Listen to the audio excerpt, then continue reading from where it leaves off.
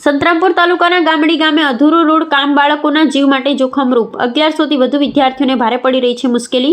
મહીસાગર જિલ્લા કલેક્ટરને આ બાબતે ગ્રામજનોએ આવેદન પાઠવ્યું। સંતરામપુર તાલુકાના ગામડી ગામે મુખ્ય પ્રાથમિક શાળાથી ભોટવા ગામને જોડતો માર્ગ છેલ્લા 4 વર્ષથી અધૂરો પડ્યો છે। આ રસ્તાનું કામ પ્રધાનમંત્રી ગ્રામ સડક યોજના હેઠળ વર્ષ 2021માં મંજૂર થયેલ હોવા છતાં આજ દિન સુધી પૂર્ણ કરવામાં આવેલ નથી। રસ્તા પર માત્ર મેટલ પાથરવામાં આવેલ છે અને ડામર ન નાખવાને કારણે અનેક ખાડા પડી ગયા છે તેવા ગ્રામજનોના આક્ષેપો ઉઠવા પામ્યા છે। આ રસ્તા પર ગામની પ્રાથમિક તથા ઉચ્ચતર માધ્યમિક શાળા આવેલ છે જેમાં ધોરણ 1 થી 12 સુધીના અંદાજે 1100 થી 1200 વિદ્યાર્થીઓ અભ્યાસ કરે છે। અધૂરા અને ખાડાવાળા રસ્તાને કારણે બાળકોને શાળાએ આવવા જવા કરવામાં ભારે તકલીફ પડે છે તેમજ નાના મોટા વાહન ચાલકો અકસ્માતનો સતત ભય રહે છે। ગ્રામજનો દ્વારા આ બાબતે અગાઉ પણ વારંવાર સ્થાનિક અને જિલ્લા લેવલે રજૂઆત કરવામાં આવી છે। તેમાં તારીખ 10/9/2025ના રોજ સંતરામપુર પ્રાંત કચેરી તથા R&B વિભાગમાં લેખિત આવેદન આપ્યા છતાં આજ દિન સુધી કોઈ અસરકારક કાર્યવાહી કરવામાં આવી નથી જેના કારણે ગ્રામજનોમાં ભારે રોષ જોવા મળી રહ્યો છે। આજરોજ ગ્રામજનો દ્વારા મહીસાગર જિલ્લા કલેક્ટર મહીસાગર લુણાવાડાને આવેદનપત્ર આપી જણાવ્યું છે કે બાળકોના ભવિષ્ય અને જન સુરક્ષા માટે આ રોડનું કામ તાત્કાલિક પૂર્ણ કરવામાં આવે અને જવાબદાર અધિકારીઓ સામે યોગ્ય પગલાં લેવામાં આવે તેવી માંગ કરાઈ રહી છે। હું સંતરામપુર તાલુકાનો છું, ગામડી પંચાયતનો છું અને મારું નામ છે ભગી સુરપાલભાઈ રણછોડભાઈ નામ છે। અને આજે અમે મહીસાગર જિલ્લા લુણાવાડા ખાતે અમે કલેક્ટર સાહેબને આવેદન આપવા માટે આવ્યા છીએ। અમારે જે 2021થી જે રોડની સમસ્યા છે, અમારા જે બાળકોને પીડા પડે છે ચોમાસાની અંદર, એના માટે અમે આવેદનપત્ર અમે કલેક્ટર સાહેબને આપવા માટે આવ્યા છીએ। જે રસ્તો છે ભોટવાથી અમારી ગામડી મુખ્ય શાળા સુધીનો રસ્તો છે, જે 2021ની અંદર લાખો કરોડો રૂપિયામાં આ રસ્તો મંજૂર થયેલ છે। તેમ છતાંય 2021થી અત્યારે હાલ 2026ની સાલ ચાલુ છે, પરંતુ અમે દરેક સંતરામપુર તાલુકાની અંદર R&Bના અધિકારીઓને પણ જાણ કરી, અમે પદાધિકારીઓને પણ જાણ કરી, વારંવાર અમે આવેદનો બી આપ્યા છે। વારંવાર જાણ કરવા છતાંય લાખો કરોડો રૂપિયા સરકારે જેના મંજૂર કર્યા છે તેમ છતાંય આ રસ્તા ઉપર ખાલી કાળી મેટલ જ છે, જે રસ્તાની અંદર ડામર બી નાખવામાં નથી આવ્યો અને લાખો કરોડો રૂપિયાનું કૌભાંડ બી કરી નાખેલું છે। આ ભ્રષ્ટાચાર કરેલો છે હળહળતો, જે અમારા ગામના જે ગ્રામજનોને જે ભોટવાથી મુખ્ય શાળા સુધી લગભગ અહીંયા ડીપ વિસ્તારની અંદર 1500થી 2000ની વસ્તી બી છે, જ્યારે અમારી પ્રાથમિક મુખ્ય શાળા છે ગામડી, એ ગામડીની જોડે એક ઉચ્ચતર માધ્યમિક શાળા બી છે। અહીંયા 1100થી 1200 બાળકો અલગ અલગ ગામમાંથી અને અમારા ગામના લગભગ શિક્ષણ મેળવવા માટે આવે છે,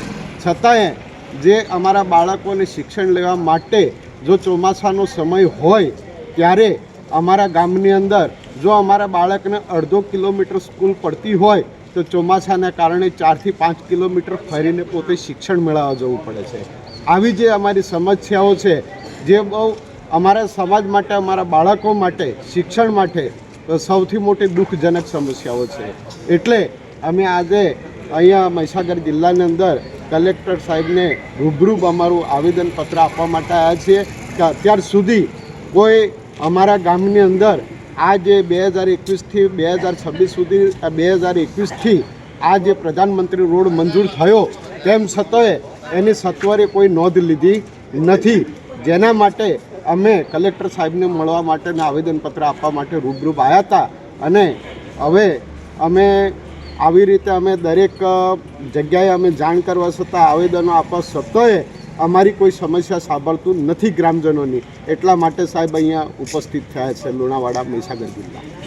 આપનું કહેવું છે કે આ બાબત તમે સ્થાનિક તંત્રથી લઈને જિલ્લા લેવલ સુધી અવારનવાર રજૂઆતો પણ કરેલી છે, આવેદનો પણ આપવામાં આવ્યા છે અને આજ રોજ તમે લોકો મોટી સંખ્યાની અંદર જિલ્લા કલેક્ટરશ્રીને જે આવેદનપત્ર આપવા માટે આવ્યા છે, પણ પરંતુ જો આવનારા સમયની અંદર તમારી જે માંગણીઓ છે નહીં સંતોષાય તો તમે આગળ આ બાબતે શું કરશો? અમે સાહેબ 2021થી અમારા બાળકોને પૂરતા શિક્ષણ માટે અમારે ચોમાસાની અંદર સગવડ નથી મળતી। અમારો જે રસ્તો લાખો કરોડો રૂપિયા સરકારે જે મંજૂર કર્યો એના બાબતે અત્યારે અમે દરેક વ્યક્તિને, અમે દરેક નેતાઓને, કાર્યકર્તાઓને જે કંઈ હોય એમને બધાને અમે આગેવાનોને જાણ બી કરી છે, છતાંય અમારી વાત ધ્યાન પર લેતા નથી। એટલે જો અમને કદાચ ભવિષ્યમાં આ રસ્તા માટે જો આ જે પદાધિકારીઓ હોય, અધિકારીઓ હોય, જો એની સત્વરે ધ્યાન પર ન લે તો અમે અમારી માગણી માટે અમારા બાળકોનું શિક્ષણ જે કથળતું જાય છે, શિક્ષણ જે બગડે છે, સ્કૂલમાં જવાનું એમને આવવા જવા માટે મોટા મોટા ખાડાઓ છે અને ખાડાઓના કારણે શિક્ષણ મેળવી નથી શકતા, તો અમે વિરોધ પ્રદર્શન કરવા પણ તૈયાર છીએ. કારણ કે અમારે રસ્તાની જ જરૂર છે, અમારી બીજી કોઈ જરૂર નથી. અમે બીજા કોઈ વિકાસની માંગ કરતા નથી, પણ અમારી જે સમસ્યા હાલ આર્થિક રીતે અમારા બાળકોની બગડી રહી છે, એના માટે અમે 100% અમે સરકાર સામે બી પગલાં લઈ શકીએ એવા છીએ અને અમે અધિકારીઓ સામે પણ પગલાં લઈ શકીએ એવા છીએ. કેમ કે બાળકના ભવિષ્ય માટે અમે લડી શકીશું એવી અમારી દરેક અમારા ગ્રામજનોની આ બધાની એ છે એમ. અને જરૂર પડે તો ધરણા પણ કરીશું. પગી બાબુભાઈ સળુભાઈ, કયા ગામના દિવસે ગામડી સાહેબ.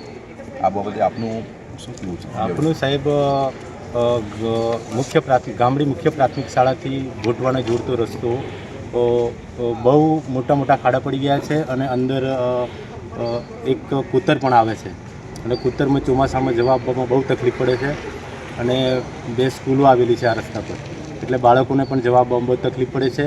આના પહેલાં અમે પ્રાંત કચેરી અને આરએમડીમાં પણ આવેદનપત્ર આપેલું, પણ અત્યાર સુધી કોઈ એનું એ લીધું નથી. એટલે અમે આ જે આપ મહીસાગર કલેક્ટર કચેરી આવ્યા અને આપ બેનશ્રીને આવેદનપત્ર આપ્યું છે, એટલે સત્વરિયાની આ રસ્તાની તાત્કાલિકમાં કામકાજ શરૂ કરે એવી અમારી અપેક્ષા છે.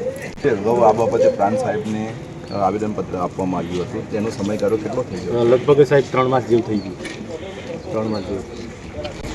મારું નામ પગી અરવિંદભાઈ મણિભાઈ. આપ કયા ગામના રહેવાસી? હું ગામડીનો રહેવાસી. આ બાબતે આપનું શું કહેવું છે? આ બાબતે મારે એ કહેવું છે કે જે રીતે અમારા સુપાલભાઈ વાત કરી કે ગામમાં જો રોડ રસ્તાનું કામ જે થવું જોઈએ, એ આવેદનપત્ર આજે જો અમે આપ્યું છે એ જલ્દી થાય એટલું સારું. આટલું જ કહેવું છે.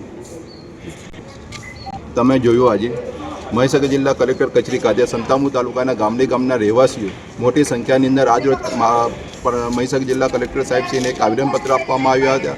જે આવેદનપત્રની અંદર તેઓ લોકોએ માંગ કરી હતી કે જે અમારા ગામની અંદર જે ગામડી ગામ આવેલ છે, એ ગામડી ગામમાં એક સ્કૂલ આવેલી છે, સ્કૂલ પાસે કંઈક વિસ્તારની અંદર રોડ રસ્તા બિલકુલ હાવ ખંડેર અને બિલકુલ ખરાબ હાલતની અંદર છે, મોટા ખાડાઓ છે. આ ખાડાઓના કારણે ભાઈ અમારા બાળકોને બિલકુલ એક છે, જેથી લઈને વહેલી તકે આ રોડ રસ્તાનું વહેલી તકે એનું મરામત થાય અને વહેલી તકે નવીન રસ્તાઓ બનાવવામાં આવે. જો રસ્તાઓ નહીં બનાવવામાં આવે તો અમે ગામજનો દ્વારા વહેલી તકે આ બાબતે જરૂર પડશે અમે ધરણા પણ કરીશું, જરૂર પડશે તો અમે આગળ લડત પણ અમે લડીશું તેમ જણાવ્યું છે. હું છું સલમાન મોરાવાલા.